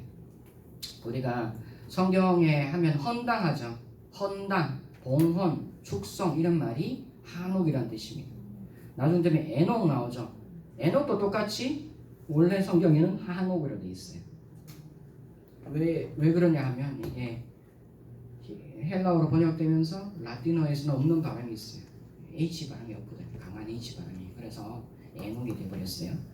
여하튼 노 땅에서 낳은 아들을 에녹이라는 이름을 따라 그 도시를 에녹이라고 지었다. 에녹에서 성을 지어준 아버지 가인의 사랑은 지극하다. 가인은 지금까지 늘 방황해봤지 성 지어본 경험이 없어요. 그 성을 지어본 적이 전혀 없는 사람이 자신을 위해서 축성하여 선물한다. 전혀 자전거 타지 못한 사람이 아이 때문에 자전거 타고, 해보지 않던 거 다 해보고, 그게 부모죠. 굉장히 사랑이 지극하다. 그러나 그 가게에서 굉장히 폭행이 일어나죠. 굉장히 폭력의 역사가 일어나는데, 그 가게에 종국에 라멕이라는 인간 괴물이 생겨난다. 가족 사랑이 왜곡되면 이웃을 향한 폭력이다. 그래서 이건 좀 읽고 곱씹어 봐야 될 내용입니다. 다 모든 사람이, 바이킹족도 가족 사랑이 지극한 사람이에요. 얼마나 가정적이신지 모르겠어요. 그래, 거대한 사람들이. 그렇지만 온 유럽을 약탈하는 사람들이에요. 가족 먹여 살린다고. 저희 목사님이 그런 이야기를 하더라고요. 저녁에 가서 9시 돼서 배고프다고 간식 사달라, 통닭 사달라 그러면 남편들이 어떻게 낮에 낮 시간만 계속 일하겠냐고, 밤 시간도 일해야 된다고. 참 이상한. 그래서 가족 사랑이 너무 왜곡되면 남에게 행하는 폭력이 될 수 있다. 부당하게 또 다른 일을 해야 될 수도 있다. 정당하게 할 수 있는 일도 있지만, 종종 우리가 이제 막 볼카피하게 세상 속에 살기 때문에 종종 하다가 너무 힘들면 먹고 살려고 그런 일도 한다, 이런 이야기를 하는 경우가 있죠. 사람들이 늘 깨끗하지만 않아요. 약간은 좋은 것과 좋지 않은 것 사이에 왔다 갔다 하는 경우도 생겨요. 왜 그렇죠? 자기 가족 아끼고 회사도 살아야 되고 이러다 보니 이런 거예요. 근데 누군가는 나 때문에 부당한 대우를 당해야 되고 나쁜 처우를 받아야 되는 거예요. 그렇다면 절제하는 게 좋다. 그런 거겠죠. 초기 문명이 시작됩니다. 유발은 수금과 통소 잡는 자의 조상이 되고 야발은 가축 치는 자의 조상이 됩니다. 가인에게 주어진 삶의 기회에도 불구하고 불행하게도 가인의 계보의 5대 후손의 라멕은 자신을 포함한 아내들에게 자랑합니다. 예, 굉장히 자기가 폭력이 있다는 걸 굉장히 자랑해요. 나 대단한 사람이다. 건들지 마라. 자, 창세기 4장 23절에서 24절 이제 종종 이제 부부 싸움이 없으면 그렇지만 이제 부부 싸움 하면 남자에게도 이런 모습이 발현됩니다. 말하지 말라 그랬지. 그 다음부터는 이제 비행기가 날아다니는 그런 게 과거에는 많이 있었지만 현대에는 많이 없더라. 라멕이 아내들에게 이르되 아다와 실라여 내 목소리를 들으라. 라멕의 아들들이여 내 말에 들으라. 나의 상처로 말미암아 내가 사람을 죽일 것. 나는 약간 이렇게 배웠는데 내 배인 사람 가만뒀어. 죽여버렸어. 이렇게 이야기합니다. 두 아내한테 이게 얼마나 가정이 무슨 살벌하겠어요. 이게. 나의 상함으로 말미암아. 상함이란 말이 이제 채찍 맞은 흔적을 뜻하거든요. 원래 이제 채찍 맞아서 이렇게 줄이 생긴 걸 상함이라고 합니다. 이 어휘 자체가 나의 상함으로 말미암아 소년을 죽었다. 내가 이게 약간만 피부에 기스만 나도 나는 아이 죽여버릴 수 있어. 이렇게 이야기하는 거예요. 가인을 위해서 벌이 7배의 진대. 가인이 7배 받았다면 라멕을 위해서는 벌이 77배에 이르다. 난 77배나 받을 사람이야. 그래도 난 괜찮아. 나 이래서 할래.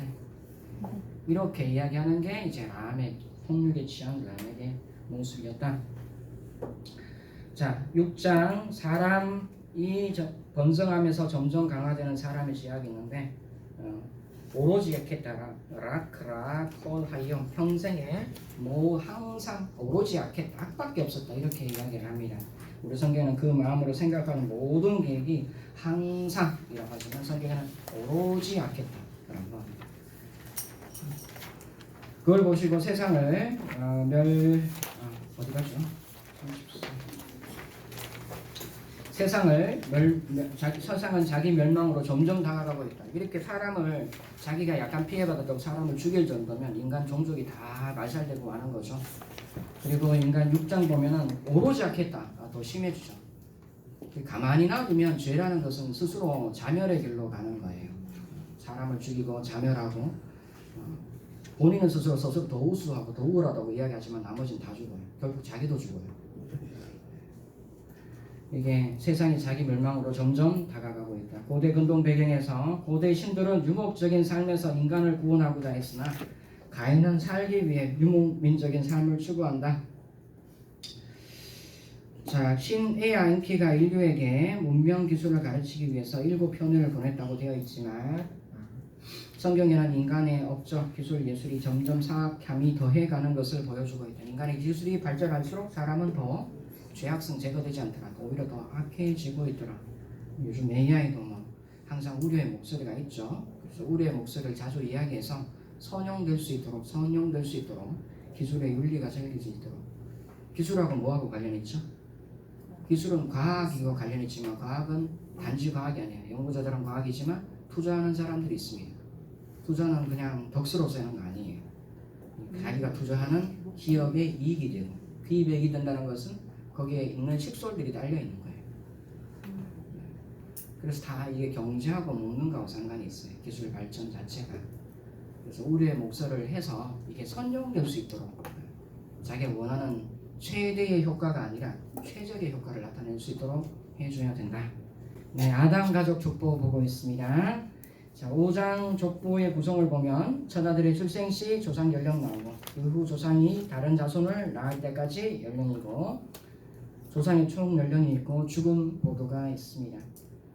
절대 연대가 아니라 상대 연대를 따른다. 그래서 시간적인 데이터가 아니라 상대적으로 맞추어서 시기적으로 좀 맞춰주고 있다. 그런 이야기를 하고 사실을 가만히 보면 이게 준거점이 뭔가가 아니라 현재로부터 시설하는 시점부터 특정 과거로부터 내려온 것을 상대적으로 서술해 주는 것을 알고 있어요. 자, 아담 후손의 세대는 편력일 뿐 아니라 홍수 이전에 인류에 관한 암시적인 지수를 하고 있다. 자, 첫 번째, 상대적인 연령을 감안하면 아담은 첫 아들 셋을 출생한 이후에 그는 800년을 더 살았다. 그리고 이 800년 동안 모두 연수를 계산하면 노아를 제외하고 다른 조상들이 모두 태어났다. 노아는 아담이 죽은 후 인류의 첫 세대를 표시한다. 그래서 노아는 아담 사후 첫 세대이기 때문에 두 번째 아담이 되는 겁니다. 인류사의 세균면은 이와 같은 방식으로 계보적으로 강조하고 있다. 조상들의 연령을 보면 아담에서 야렛 사이에 첫 아들 출생 시기까지 연수가 일관되게 감소되고 있다. 이것은 계보가 현재를 바라보도록 설정되어 있기에 상대적인 연대기에서 간격이 점점 축소되기 때문이다. 노아는 500년을 산다. 노아 이전 하나님이 홍수의 물을 보내시기 전 조상들은 생을 향유하고 죽었다. 그리고 노아 때 갑자기 6장 나오고 강포함이 땅이 가득하죠. 그래서 홍수 전 폭력 증상은 점차적으로 증가한 것이 아니라 갑자기 많아졌다. 그래서 굉장히 이게 창세기 종말로도 말하기는 그렇지만 혼돈은 세상 속에 잠복해 있다가 언제라도 출현할 수 있는데, 그래서 언제라도 출현할 수 있다는 것을 이제 암시를 해주고 있다. 36페이지 보면 반면 가인의 계보에서 악함이라는 것은 굉장히 긴 기간 동안 마치 괴양처럼 퍼져간다. 4장 7절에 가인은 죄에게 문을 열어준 첫 번째 사람, 제가 내 문 앞에 엎드리는 너는 죄를 다스리라고 했는데 죄의 문을 열어준 첫 번째 사람이었다. 그의 족보의 마지막에선 인간 라멕은 거침없는 폭력에 미친 각이었다. 5장 3절 아담은 130세에 자기 모양 곧 자기 형상과 같은 아들 낳아 이름을 셋이라 하고, 그래서 형상이란 말이 그대로 유지되죠. 타락 이후에도 하나님이 사람을 자기 형상을 따라 만들듯 인간은 자기 후손을 자신의 형상으로 낳고 또한 인간은 또 다른 사람의 개별 형상이 된다.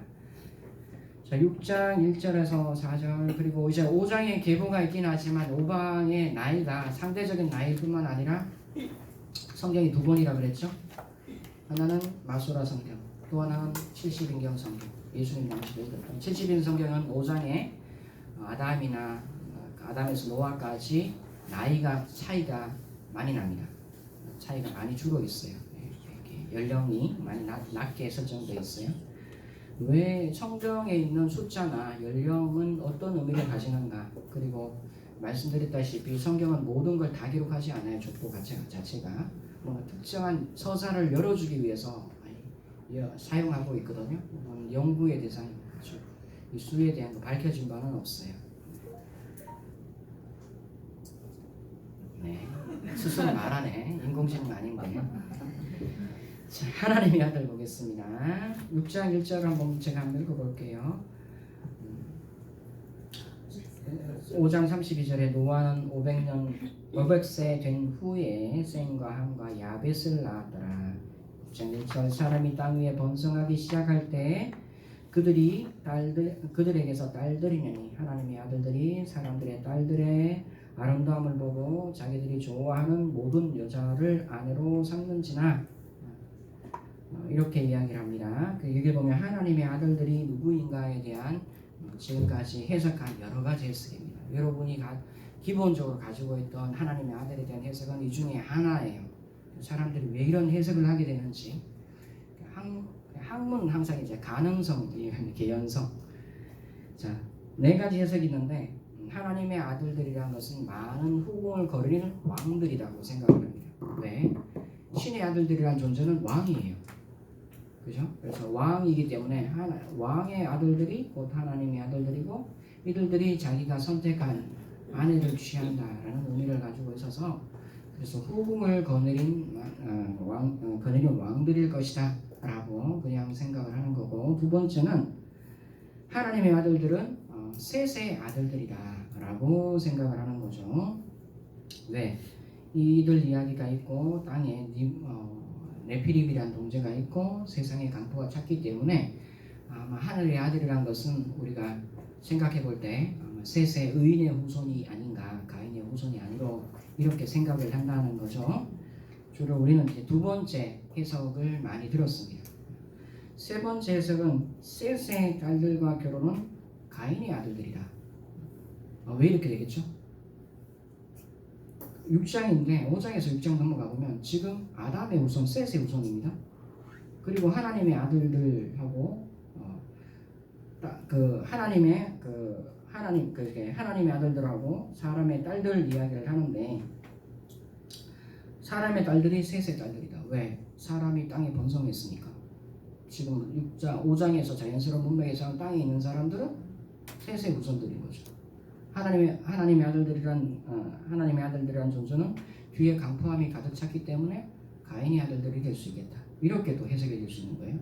네 번째는 하나님의 아들들이란 존재를 휘오스푸데후라고 하면 아마 이걸 천상적인 의미에서 취하면 영들, 순수한 영들이거나 아니면 뭐 천사들이거나 악마들이거나 작은 신들을 이야기를 해줄 수가 있다라고 생각을 해볼 수가 있어요. 자, 욥기 1장 6절에서 12절에서 비추어 볼 때 신의 아들들이란 표현, 하나님의 아들, 신들의 아들들이란 표현, 정확히 읽으면 엘로힘이 항상 복수거든요. 성경에 하나님을 가르칠 때만 단수로 쓰고 똑같은 말이지 말로 사용해서 엘로힘이란 말이 있는데 성경에서 어떨 때는 하나님으로, 어떨 때는 신들로 이렇게 번역을 합니다. 엘로힘. 엘로힘의 아들들 돼 있어. 그래서 엘로힘은 그대로 읽으면 신들의 아들들 이렇게 돼요. 이거 만약 하나님이라면 하나님의 아들이 돼요. 이렇게 되는 거예요. 자, 욥기 1장 6절 보면 하나님의 아들들이 그 천상회의에 소집되어 있죠. 그리고 사단이 돌아다니다가 부지런히 돌아다니다가 들어온 것을 보게 됩니다. 그래서 신들의 아들들, 하나님의 아들들이란 표현은 이미 가나안 문학이나 이제 근동사에 알려져 있는 그러한 지칭이다. 그래서 신약에 있는 유대 작가들은 이 해석을 따르고 있다. 신의 아들들이라는 것은 굉장히 영적인 존재들을 뜻한다. 하나님을 호위하고 수행하는 그렇게 해석하는 것도 있다. 여하튼 하나님의 아들과 땅의 딸들이 결혼해서 성적 결합 이후 홍수가 생겨났다. 만약 유대적인 해석 가장 보편적으로 받아들이는 신들의 아들들이라는 존재를 생각을 해본다면 이게 가인 후손인가 아벨 후손인가 이걸 가토를 떠나서 왜? 이게 문맥으로 보면 이렇게 해서 가인 자손들 될 수 있고 아벨 자손도 될 수 있는데 아담은 족보 별도의 단락이잖아요. 그죠? 그리고 요 6장 이야기는 별도의 단락이 또 시작돼요. 그래서 이 두 장이 나중에 이렇게 같이 결합되어 있는 형태지 별도로 존재한 거라고 생각을 하는 거죠. 그러면 신의 아들들이란 존재 자체는 이 성경을 보면 욥기 1장에 신들의 아들들이 있는데 그 신들의 아들들은 영적인 존재들이고 천사들을 뜻하는 거예요. 신들의 존재. 그리고 여기서 하나님이라고 만약에 번역하지 않고 그냥 일반적으로 신들의 아들들이라고 번역을 하면 다르게 이제 해석될 수가 있는 거예요. 어떻게 해석되느냐 하면 당시에 보면 다 밑에 보겠습니다. 6장 3절부터 여호와께서 이르시되 나의 영이 영원히 사람과 함께 하지 아니하리니 이는 그들이 육신이 되리라. 그러나 그들의 날은 120년이 되리라 하시니라. 당시에 땅에는 네피림이 있고 그 후에도 하나님의 아들들이 사람들의 딸들에게 들어와 자식을 낳았으니 그들은 용사라 고대의 명성 있는 사람이었다. 그래서 고대의 굉장히 명성 있는 사람인데 용사라는 말이 강한 용사 여호와 깃보름이다. 깃보름.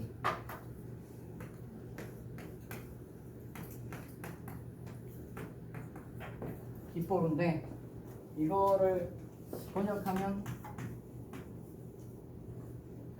히어로 영웅들을 뜻하는 말입니다. 그래서 고대에 있는 보면 뭐 도시 문화를 만들어냈던 이제 아주 뭐 유명한 사람 11km의 성벽을 지었다는 길가메시 이 사람 보통 사람 아니에요. 용사라고 불려요. 용사라고 불리는 사람은 모두 반인 반신적인 혈통을 가지고 있어요. 길가메시의 엄마가 그 여신이었고 아빠는 사람이었어요. 똑같습니다. 연개소문 성이 연신지 아무도 몰라요. 모전자예요. 연개소문 자기한테 이야기하기를 사설을 읽어보면 나는 못에서 태어난 사람이다 이렇게 이야기해요. 박혁거세 아래에서 태어난. 우리 집은 원래부터 가문이 달라. 보니까 참 우리나라 대통령 가문도 원래부터 다르고 영향력도 있는 하는 사람, 저런 사람이 대통령이 되는 거예요. 이렇게 옛날에는 굉장히 영향력 있고 탁월한 존재를 가르쳐서 그 기본부터 다르다, 집안이 다르다, 백이 다르다 이렇게 생각하는 거예요. 우리하고 좀 개념이 달라요. 그래서 반인 반신적인 존재가 도시 문화를 만들고 영토를 확대하고 위대한 일을 행하는 그런 것으로 고대 근동에 만들었어요. 근데 사실 그런 배경에는 남의 것을 빼앗고 폭력이 극에 달하고 그 사람을 마구잡이로 죽이고 이런 것들이 많이 존재해요. 근데 사람들이 크다는 신화를 가지고 있기 때문에 큼에 대한 신화를 가지고 있어요. 그게 다 동조예요. 큼의 일부가 되기 위해서. 그게 당시에 있던 고대 근동의 사회였다라는 겁니다. 그래서 그렇게 본다면 이 네피림이란 존재 자체는 뭐죠? 신전의 여사제를 통해서 태어난 그 어떤 존재라고 생각할 수 있습니다. 당시 사람들은 모두 이렇게 태어난 사람들을 굉장히 위대한 것으로 생각했는데 성경에는 오히려 이면을 말합니다. 왜? 실제로는 하나님이 주신 축복을 누리지 못하게 온 세상이 포악이 극하게 만들어서 하나님이 홍수로 멸할 수 없는 지경을 만든다. 당시 사람들이 보기엔 정상으로 생각하는 걸 비정상으로 이야기하는 거예요. 궁극적으로는 당시에는 신전 성창제도라는 게 있었어요.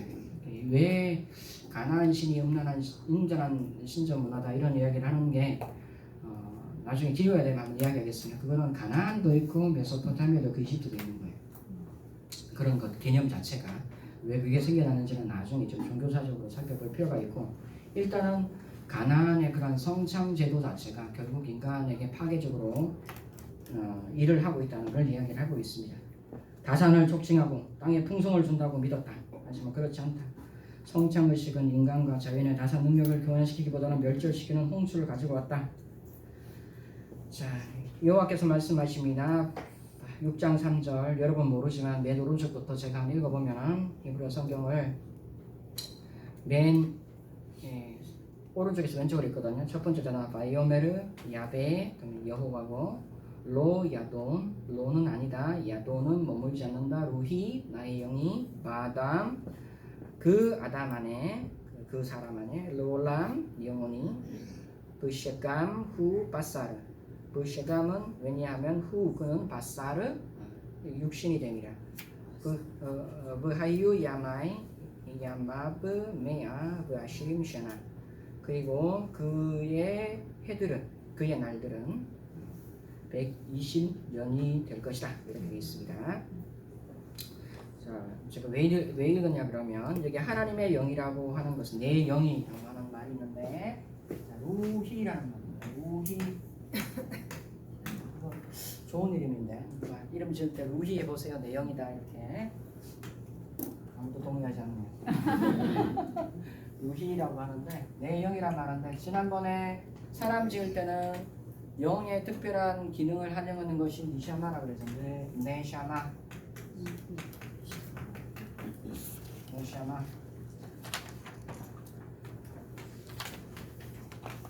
네샤마고 창세기 1장에는 하나님의 영이 수명이게 운영하심이라 할 때는 하나님의 바람, 하나님의 영, 루아크를 합니다. 루히, 루아 똑같은 말입니다. 이게 하나님 나의 영이 관한 영이에요. 자, 이렇게 말합니다.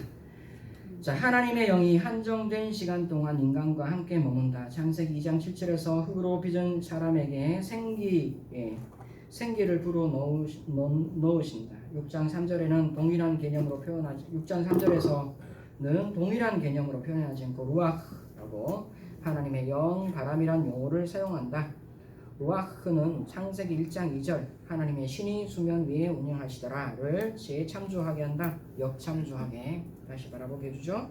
그래서 6장 3절은 그 영을 곧 생기와 연합시키고 있다. 그래서 그 영이라고 하지만 실제로 생명을 창조하게 하는 생명의 기운이라고 연합시키고 있다.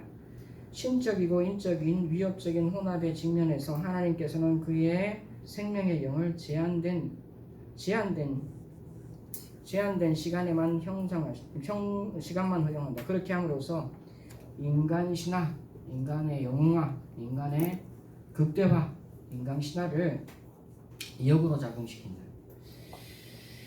영을 취한다는 것은 무엇인가? 120년은 인간의 생애 순환을 이야기하는 이상적인 숫자입니다. 40, 40, 40에서 젊은 시절, 성숙 시절, 노년기의 보통 상징이다. 상징인데 실제 당시의 사람들은 이보다 더 짧게 살았어요. 굉장히 평균 수명이 낮습니다. 성경 일본들은 상당히 고령에 오래 산 복받은 사람들이고 대부분은 평균 수명이 낮아요. 120년도 굉장히 큰 숫자입니다. 보통 120년 살았다. 오늘날도 봐도 이제 손자의 손자까지 한 4대까지 볼 수 있는 나이죠, 그죠? 굉장한 나이입니다. 120년은 120년은 인간의 생애 순환에 대한 보통 상징이다. 인간의 생명 에너지는 120년이 되기까지 지속적으로 소모되게 되고 설령 기능이 작동하더라도 영이 떠난다. 하나님의 바람이 떠나면 사람은 흙으로 돌아간다는 거죠. 120세 산 사람이 모세가 하나님 누보산에 올라서 눈이 상하지 않고 건강했지만 하나님 영이 취하셔서 모세가 소천하시게 됩니다. 37페이지 6장 5절에서 8절 홍수 예고편. 홍수 이유를 보면 인간이 항상 악했다. 오로지 악밖에 없었다. 그리고 온 땅에 피조물이 강포했다. 피조물의 강포. 그 다음에 제의적인 행음이 전제되어 있다. 이런 데는 세 가지가 홍수의 원인으로 제시될 수가 있겠습니다. 인간의 사악함을 고칠 수가 없다. 그래서 인간 세계의 파괴를 견진하십니다. 반면 고대 근동 사건은 인간이 번성하니까 너무 시끄러워서 홍수를 치러버렸다라고 이야기를 합니다. 반면 여호와의 눈에 은혜를 입은 노아는 여호와의 눈에 은혜를 입었다라고 합니다. 그래서 노아흐 막사힌 그에네 야베해서 여호와의 눈에 은혜를 입었다가 아니라 발견했다라고 됩니다. 은혜라는 단어는 헨이라는 단어입니다. 헨이라는 단어. 주로 이제 이거를 설명할 때 구속적으로 성경을 바라보고 이해할 때는 하나님이 은혜가 먼저 지어지고 구원이 일어난다. 우리 구원 사건과 노아의 홍수 사건을 연관시키려고 설명을 합니다. 그래서 구원은 하나님의 은혜가 선대된 절대적인 주권이다. 이런 해설이 가능하게 됩니다. 근데 이제 은혜라는 단어가 성경에서 여러 가지로 쓰입니다. 근데 여기 은혜라는 단어는 여러분 영어 성경을 찾아보면 뭐라고 되어 있냐 하면 favor로 되어 있습니다. favor. 은혜라는 단어가 여러 가지 있거든요. 하나님으로 절대 주권을 강조하는 그런 은혜라는 단어가 있는데 favor라는 거예요. favor. 여호와의 눈에 여호와께서 호감을 가지시고 총애하시는 사람이었다. 이런 뜻입니다. 여호와의 눈에 은혜를 줬다는 건 하나님이 총애하시는 사람이었다. 이런 뜻입니다. 왜 총애하죠? 그 다음부터 나옵니다. 노아는 당대의 의인이요 완전한 사람이었다. 그래서 의인이 구원을 받는다. 이 개념이 여기에 형성됩니다. 그리고 노아가 홍수 위에 나와서 제사를 드리잖아요. 첫 번째 제사를 드리는데 의인의 제사를 하나님이 받으신다. 그리고 이제 하나님의 의인의 제사를 받고 하나님이 자신의 뜻을 돌이키시는 그런 걸 보게 된다. 자, 노아는 책망할 것 없는 완전한 자라라고 하는데 완전하다라는 말을 다밈이라고 합니다. 다민이 이렇게 이름 지으면 좋습니다. 다밈이라고 하는데 책망할 것, 다밈이란 말은 나무랄 것이 없는, 책망할 것이 없는, 부정적으로 뜻으로는 그렇게 번역할 수가 있습니다. 자, 노아는 책망할 것 없는 행위로 홍수를 묘문합니다. 반면 고대 근동 신화에서는 변덕이 심한 신의 편애로 묘문하게 됩니다.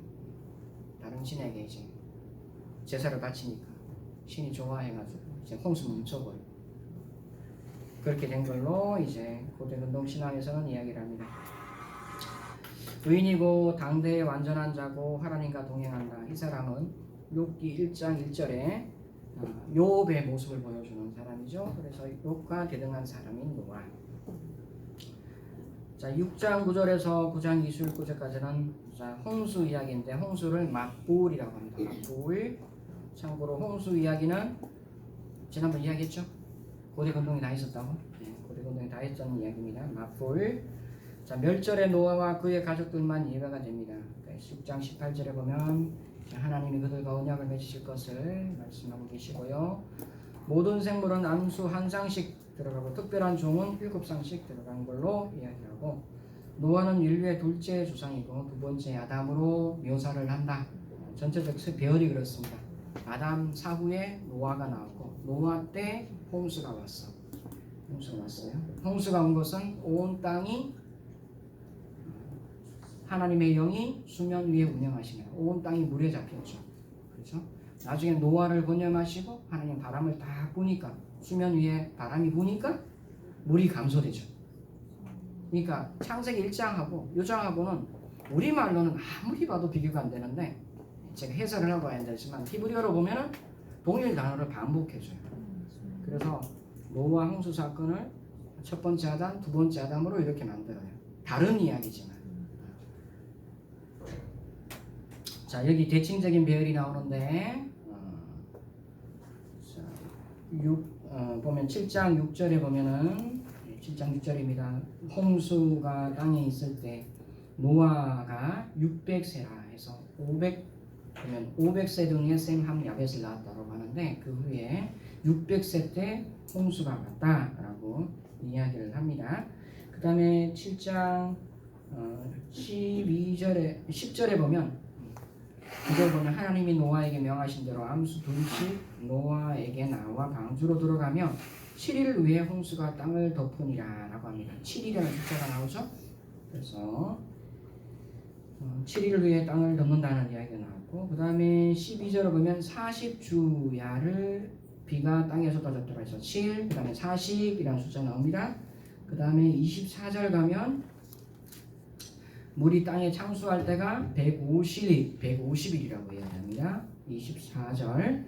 그 다음에 8장 쭉 들어가고 8장 1절 보면 하나님이 노아와 그와 함께 방주에 있는 모든 들짐승과 가축을 기억하사 하나님이 바람을 땅 위에 불게 하심에 물이 줄어들었고 라고 합니다. 쭉 나오는데 8장 3절에 가면 물이 줄어드는 기간이 땅이 마르는 기간이 물이 땅에서 물러가고 점점 물러가서 150일 후에 줄어들었다. 그래서 150일 창수하고 150일 땅이 건조됩니다. 그 다음에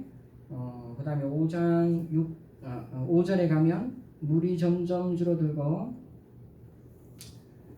차절 가면 7째 달 곧 그날 11의 날에 방주가 아라라살에 머무르도록 해서 7째 달에서 7이라는 숫자가 반복되고 그 다음에 6절 보면 40일이 지나서 노아가 그 방주의 창문을 열고 라고 40일 이야기를 합니다.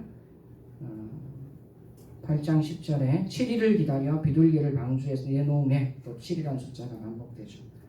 그래서 601세에 보면 2월 27일 날 방주에서 나오게 되는 그런 이야기가 나옵니다. 전체적으로 7일, 40일, 150일, 150일, 40일, 7일 이렇게 대칭적인 구조로 완전히 만들어지고 있다.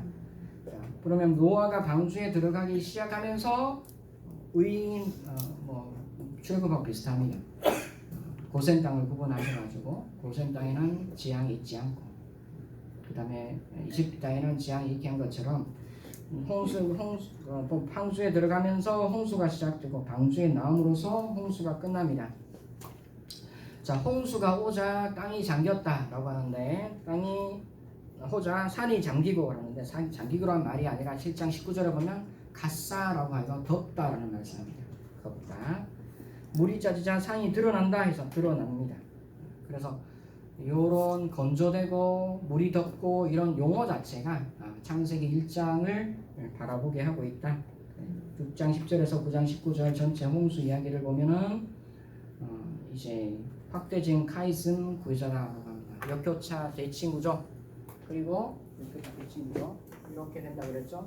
이렇게 되는 구조.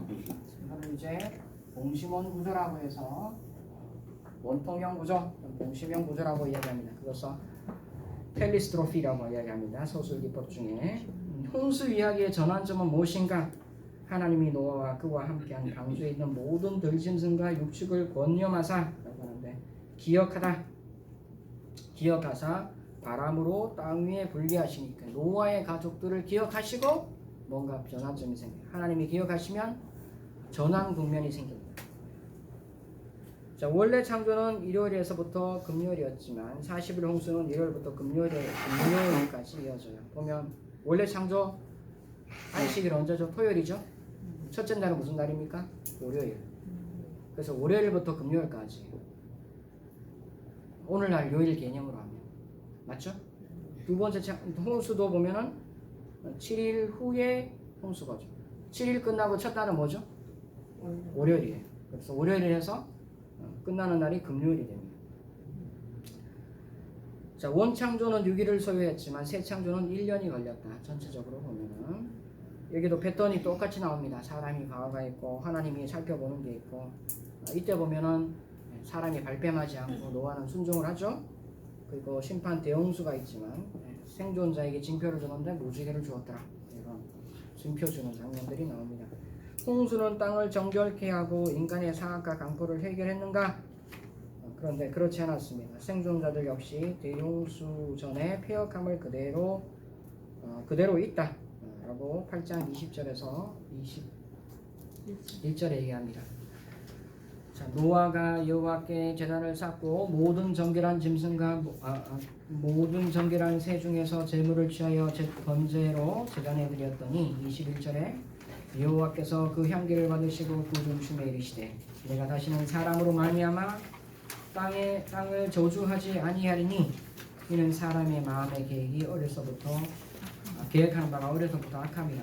내가 전에 행한 것 같이 모든 생물을 다시 멸하지 아니하리라. 이렇게 이야기를 합니다. 저는 이제 이게 어릴 때 너무 신기했어요. 다시는 저주하지 않겠다. 그럼 뭔가 해결돼야 될 타당한 근거가 있어야 되는데 타당한 근거는 제시되지 않고 오히려 사람의 본성이 바뀌지 않았다. 이런 말로 종교를 하면서 하나님이 참는 걸로, 하나님이 양보하시는 걸로 이렇게 되어 나와 있어요. 그리고 계절의 순환이 일어난다 라는 것의 대목이 22절에 이렇게 나옵니다. 37페이지 마지막 생존자들 역시 대홍수 전에 폐역함을 그대로 가지고 있다. 그럼에도 사람과 모든 생물과 무지개 언약을 세우신다. 하나님의 마음을 바꾸신 이유는 노아의 제사 때문이다. 8장 21절 나와서 제단을 쌓고 향기로운 제사를 하나님께 올려드려요. 향기로운 제사. 그래서 하나님께서 그 향기를 흠량하시고 그 중심에 이르시되 향기로운 제사가 아로마 테라피의 원천이었다. 의인의 제사가 어떻게 다른 이들의 죄, 인류를 척할 수 있는지 실증해 주고 있습니다. 그리고 무지개라고 하죠. 무지개가 히브리어로 캐셰트라고 합니다.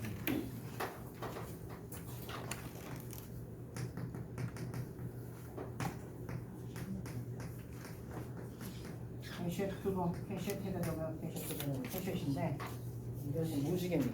무지개라고 하는데 무지개가 이렇게 걸려있죠. 땅에서 보면 이렇게 걸려있죠. 그래서 폰나드라는 여기 하나자는 이것을 해석하기를 무지개라는 것은 하나님이 인류를 멸하시려고 하늘에서 화살을 쏟아부는, 화살이라는 것은 천둥과 번개를 뜻하겠죠. 물이 내렸는데 노아의 제사를 드리시고 하나님께서 화살을 땅에 떨어뜨린 결과 무지개가 생겨나고. 왜? 무지개 뜻이 그거예요. 화살이란 뜻이에요. 달궁이란 뜻이에요. 그래서 무지개 모양이 된 것은 이제 화살의 방향이 인간을 향하게 있는 게 아니라 하나님께 향하고 있다. 이게 자비와 이게 긍휼이고 이게 십자가다. 이렇게 해석합니다. 그래서 여러분이 화살 이야기를 듣게 된 겁니다. 그게 언제부터? 1940년이나 40년 정도, 한 30년 정도에 있었던 해석이었습니다. 자, 38페이지 홍수 이전과 이후의 창조계의 변화를 살펴보겠습니다. 화재, 원창조와 재창조. 인간과 동물은 인간의 통제 아래 두죠. 1장 28절. 하지만 이제 동물들이 인간을 두려워하고 염려합니다. 9장 2절에 보면은 땅의 모든 짐승과 공중의 모든 새와 땅에 기는 모든 것과 바다의 모든 물고기가 너희를 두려워하리니 너희를 무서워하리니 이것들이 너희 손에 붙였습니다. 그래서 동물이 사람을 무서워하고 염려한다. 그 다음에 왜 이렇게 이렇게 소리 지르죠? 우리는 사자가 뭐 포효하게 잡이 먹기 위해서 소리 지른다고 하는데 일반적으로 동물적인 특성을 보면 사람이 뭐 잡아먹을 때도 큰 소리 지르지만 뭔가 위험한 것을 만날 때 소리를 지르잖아요.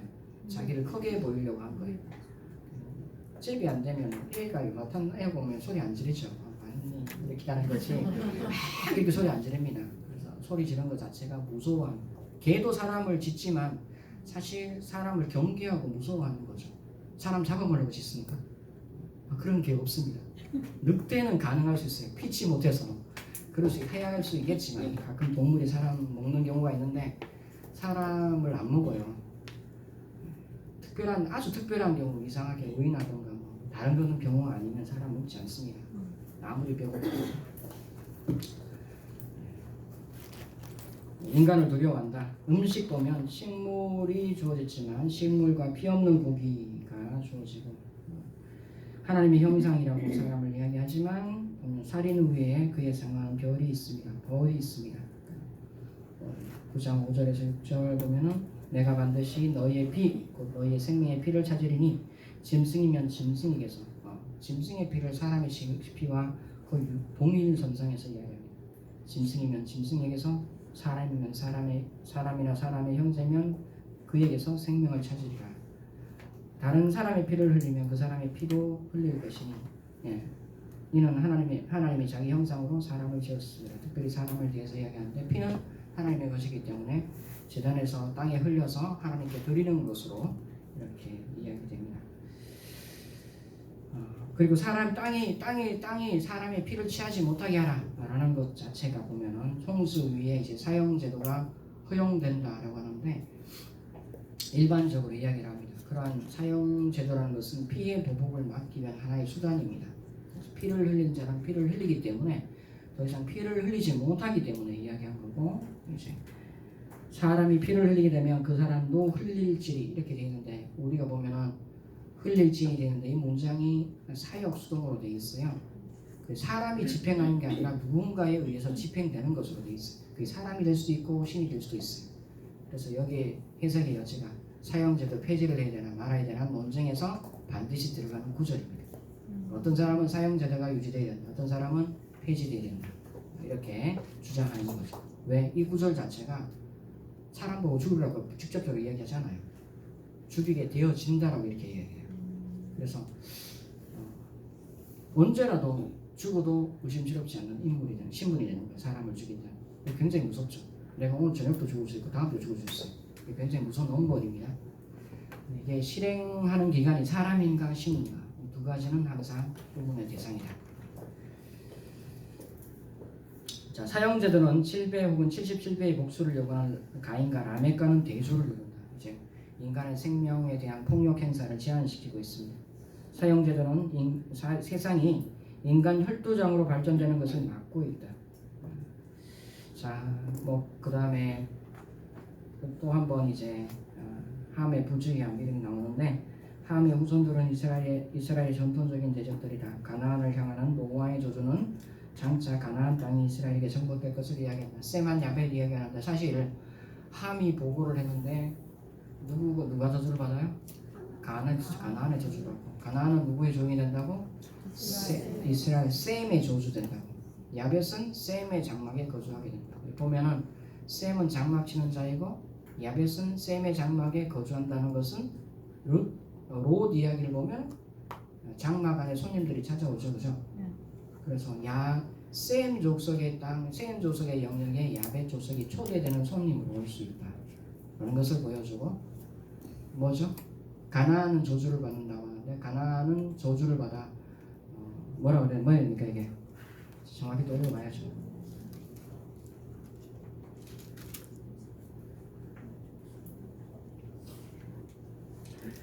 셈의 종이 되고 이렇게 되어 있습니다. 가나안은 저주를 받아 그 형제의 종들의 종이 되기를 원하나 가장 낮은 종이 된다. 종이라는 것은 자기의 자유의 신분이 되지 못한다는 걸 뜻합니다. 종은 땅을 가질 수 있어요, 없어요? 없어요. 주인만이 땅을 가질 수가 있어요. 그래서 이제 이 구절 자체가 인종적으로 해석될 때도 있었습니다. 셈족, 야벳족, 함족 인종적으로 해석될 때도 있지만 이 고향 내에 흐르는 흐름을 볼 때 가나안이 종이 되었기 때문에 가나안은 땅을 가질 자격이 없습니다. 셈족이 가져가야 되고 이 셈족의 땅에 야벳족이 손님으로 초대되는 것으로 이렇게 되어 있습니다. 저주가 저주 아닌 것처럼 되어 있죠. 왜 가나안은 왜 저주받죠? 함의 아들이 가나안인데 함은 이제 애굽 쪽을 이야기하고 함의 아들이 가나안인데 아버지의 수치를 보고 어떻게 합니까? 발설을 하죠. 남의 명예를 지켜주지 않는 사람은 종이 된다. 남의 자존감이나 명예를 지켜줄 줄 알아야 된다.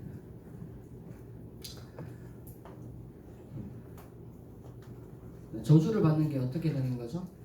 자기의 자유가 제한당하는 걸 뜻합니다.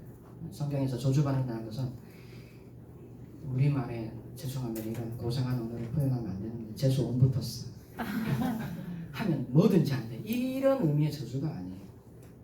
내가 생활 반경이 저는 지금까지 대구에서 왔다 갔다 하는데 대구까지인데 너 앞으로 저주를 받았으니까 백천대만 돌아다녀. 이렇게 되는 거예요. 자기의 생활 환경이 줄어들고 자기 자유와 권한이 축소되는 걸 저주라고 이야기합니다.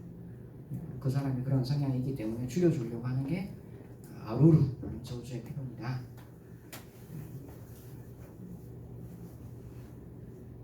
자, 그 다음에 11장에 보면 10장에 보면 노아의 아들들의 족보가 쭉 나옵니다. 보면 이거는 주후 100년에 요세푸스라는 유다의 제사장이고 로마 왕가의 왕실 저주자인 플라비우스 요세푸스가 그린 그림입니다. 그림 배치도를 보면은 이렇게 되어 있다. 그래서 마곡이라는 곳은 저기 어디죠? 저기 보면은 흑해 위에 있는 지금 무슨 반도죠, 그죠? 우크라이나 전쟁하고 있는 반도, 크림 반도로 보벨이라는 곳이 저기 카우카소스 산맥 있는 쪽이고 욕단이라는 사람들은 이란 끝에 있는 파키스탄 쪽에 있는 사람들이고 그다음에 미즈라임이라는 사람들은 이집트에 부순 시리아에 이렇게 되어 있습니다. 나중에 한번 보시기 바랍니다. 자, 그 다음에 10장 14절 나중에 한번 살펴볼 건데 자, 10장 14절 보면 13절부터 미스라임은 루빈과 아나빈과 르하빈과 납두힘과 바드루심과 기슬루임과 갑돌임을 낳았더라. 갑돌이라는 것은 사실 이게 보면 갑돌이라는 것은 크레타 섬을 이야기합니다. 크레타 섬은 누구가 사는 거죠? 그리스 사람들이 살아요. 근데 미스라임이 나왔다라고 이야기를 합니다. 그래서 이 나왔다는 표현이 반드시 혈통적인 표현일까에 대해서는 조금 의문이 있다. 성경이 나왔다는 용어가 직접적으로 아버지 아들과의 관계를 서술하는 맥락에서는 나왔다고 할 수 있겠지만 이게 문화적으로 정치적으로 나왔다도 이야기할 수도 있어요. 그래서 이게 반전 인동적인 표현일까 종족적인 거기에 대해서는 여전히 의문이 있고 또 하나는 14절에 바드루심 가슬루힘 갑돌임을 낳았더라 해서 가슬루임에게서 블레셋이 나왔다 이렇게 돼 있어요. 그래서 가슬루임은 미스라임 후손이라 되는데 블레셋은 사실 미스라임 후손은 아니거든요. 해양 민족들이에요. 그래서 저기 이제 사실을 말하면 그리스나 이태리 쪽에 있는 사람들이에요. 혈통적으로는 미스라임하고 다를 수가 있어요. 페르키아인가? 페니키아는 아닙니다. 페니키아는 전통적인 셈족입니다. 페르키아는 좀 누가요? 여러 가지 책 보면 여러 가지 책이 있어요. 세계사 역사에서 보면 그래. 예. 세계사 역사 정보는 좀 그럴 수도 있어요. 블레셋과 페니키아와 그리고 로마와 그 페니키아의 전쟁을 하지 않습니까? 포에니 전쟁. 네, 포에니 전쟁. 거기서 보면 나중에 보면 이게 페니키아인들이라고. 포에니는 페니키아가 세운 위성 도시입니다. 맞습니다. 저기 맞는데 블레셋은 그런 사람들이 아니고 블레셋도 단일 민족 아닙니다. 그래서 어느 날 철기 문화인 블레셋 민족이 들어왔는데 그 블레셋이 보니까 페니키아인이더라. 이 세계사적으로 넓혀요. 해양 민족인데 페니키아 사람은 아니에요. 페니키아 사람은 별도의 원래 셈족 사람들이었어요. 장사 잘하는 사람들이었습니다. 문자 만들고 장사 잘하는 사람. 히브리어의 어원이 되는 문자를 쓴 사람. 원래 히브리어라는 말도 후대에 생겨난 말이에요. 그때는 다 북서셈이라고 해서 북서세모족의 문자를 사용했고 우리가 사용하는 히브리 문자와 다른 문자를 사용했습니다. 성경에 기록된 문자는 한참 후대에 표준화된 문자입니다. 우리가 원어로 생각하는 히브리어. 자, 그래서 열방 나라가 있고 11장의 지도를 보면은 마지막 한 줄 있겠습니다. 노아의 아들하고 저주가 있지만 하나님의 인류를 향한 첫 번째 창세기 1장에 하나님의 의도는 굽혀지지 않는다. 꺾어지지 않는다고 보게 됩니다. 각 민족과 나라와 언어에 따라 생육하고 번성하고 땅에 충만하 있는 모습을 11장에 그려지는 굉장히 긍정적인 모습으로 11장이 이야기되고 있다. 자, 5분이 다 돼가네요. 미안합니다. 5분 더 썼네요. 감사합니다. 네.